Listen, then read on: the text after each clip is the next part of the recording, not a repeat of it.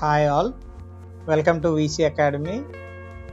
If you are visiting my channel for the first time, please do subscribe and press the bell icon so that you will get all my videos as early as I do. Coming to the class today, today's class we will discuss about basic practices of crop production. In the previous session I have discussed about crop production and management, what is crop and all. So now let's go to the concept without any late.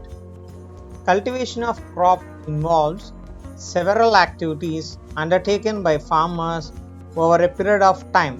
If we observe the cultivation of crops, it involves many activities which are undertaken by farmers for a long period of time. These activities are similar to those carried out by a gardener or even by you when you grow ornamental plants in your house or garden.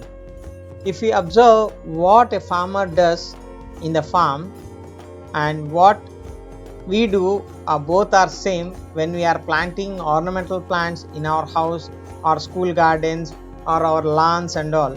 So what he will do, or what are the activities that all will be done? These activities or tasks are referred to as agricultural practices, the things which a farmer do right from preparing the land to production of the end result yield. All these activities or tasks are called agricultural practices. So what are the agricultural practices that I have listed below? The very first step in farming is preparation of soil, and then sowing, adding manure and fertilizers, irrigation,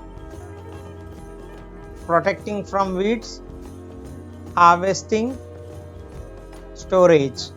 So what are the activities that a farmer do in his farm? Firstly, he will prepare the soil, then he will sow the seeds, and he will add manure or fertilizers to it, and he will give water, which is called as irrigation process, and then protecting from weeds and harvesting, and finally storage. You can go through the steps once.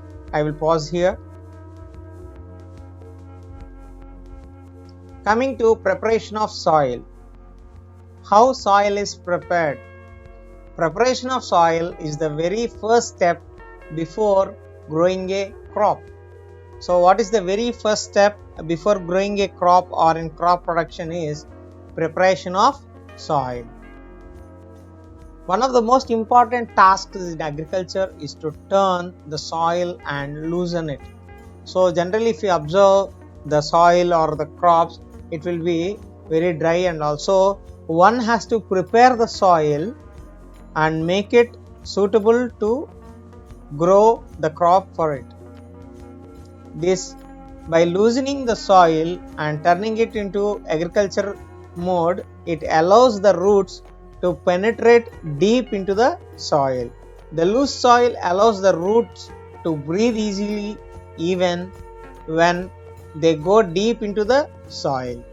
The loosened soils allows or helps in the growth of earthworms and microbes present in the soil.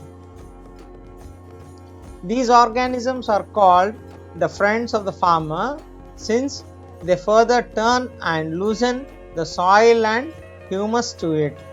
So what is the very first step in preparing or growing a crop? It is preparation of soil. One of the most important tasks is to convert the soil and loosen it for making it crop ready. And then what happens if we loosen the soil? If we loosen the soil, it allows the roots to penetrate or grow deeply into the soil, and this loose soil also helps to breathe easily or helps the roots to breathe easily even when they go deep into the soil. Even though they go deep into the soil, the roots will be able to breathe easily because of this loose soil. And then the loose soil also helps in the growth of earthworms and microbes, present in the soil. So what happens here?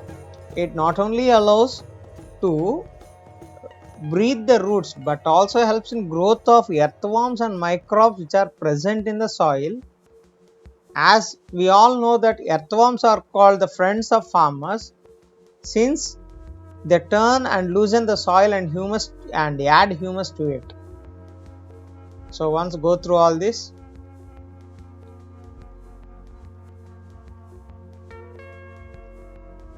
And in the earlier classes we have learned that soil contains minerals, water, air and some living organisms. What we have learned?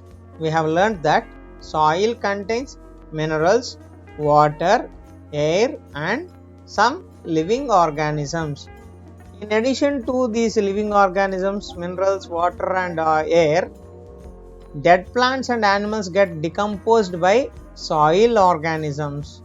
Various nutrients in the dead organisms are released back into the soil. As plants and animals dead and they are buried in the soil, they produce nutrients and these nutrients are released again into the soil. These nutrients are again absorbed by the plants. Only a few centimeters of the top layer of the soil supports plant growth. Turning and loosening of soil brings the nutrient rich soil to the top of the soil so that plants can utilize these nutrients. So what happens here?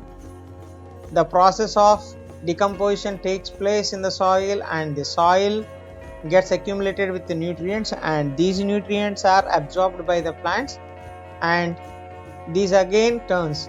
Only the topmost layer of the soil contains, it's around few centimeters or few inches of the soil is helpful or supportive in plant growth.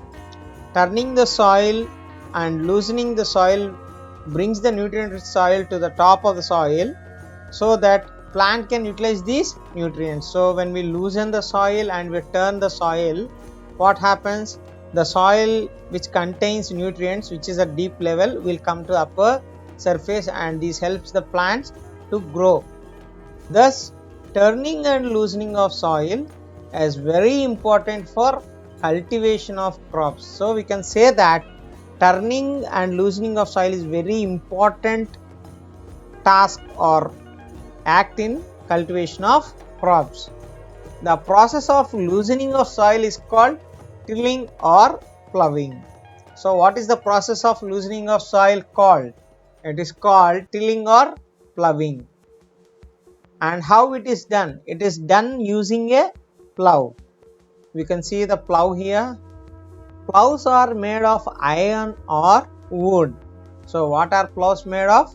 Ploughs are made of iron or wood. If the soil is very dry, it may need watering before ploughing. So if we observe the soil is very dry, it is mentioned that we need to water it so that we can have ploughing easily, otherwise it will be very difficult. The ploughed field may have big clumps of soil called crumbs. So after ploughing, what happens? The ploughed field may have big clumps of soil. These clumps of soil is called crumbs.